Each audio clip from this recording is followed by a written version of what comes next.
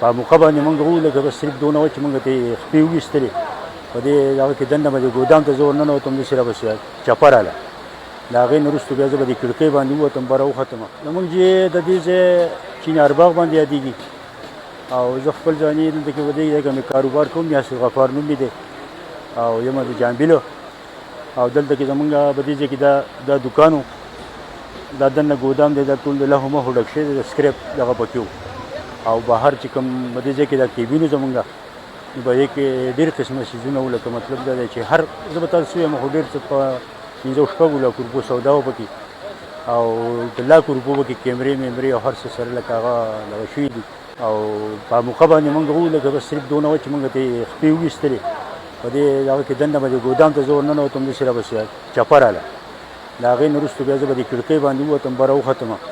دا هر څه زمونږ د واقعیاتو دي دا ټول ماحول او دغه چونه داسې نه و ډېر ښکلی بازار و زمونږ چینار او ډېر هر قسمه سهولت پکې میلاېده اوس هغه لکه ټول ستاسو د مخې چې ټول نیست نابود شوي دي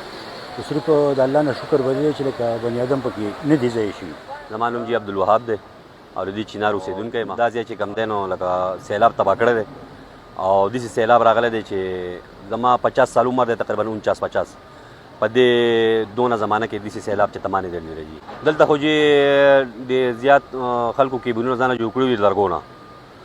او څه دا نور دوکانونه مارکیټونه هم خو د کم کمزورو خلکو ځان له کیبینونه جوړ کړو نو دا سیلاب چې راغلی دی نو دا هغې په پاکۍ سره وړي او په هغې کې څه پاتې نشته او زما چې څومره لکه تاسو ته ما ووایې زما څومره عمر دی د عمر کې داسې سیلاب ما چې ته نه دی لیدلی زه په خپله په کور کې مسار چې زه پاسېدم نو دا باران شروع شو چې باران شروع شو چې زمونږ دا اوس به ودرېږي خو د هغې چې مونږ کاته نو ورو ورو هغه اوبه سیوا کوي تندرونه بره لګېده او هغه داسې هغه دغه جوړ شو چې مونږ په خپل کور کې هغه ګړزار مونږ په کور کې د وړو ماشومانو دی اورېده نو هغوی یارېده چې یاره زمونږ دا کور په کته روان دی مونږ بیا د خپل کور هم وتي وو دا ځای نه مونږ پرېښی و بل ځای ته تللي وو او بیا دغه لږ ساعت و چې کوم دی نو هغه د سترګو رپو چې د هر څه سره یې زمونږ د مخې دغه شان ور واغسته او ویړوي حکومت نه خو زمونږ دا غوښتنه ده چې دا کم خلک چې کم دی نه دغه خو دغه وړه وړې پیسې وې دوکانونه یې ځانه جوړ کړي وو هغه ته چې کم دی دغه اسره بسره و هغه ته دوی خوړ وړو حکومت ته زمونږ دا خواست ده چې د دې خلکو غریبانانو د امداد وکړی شي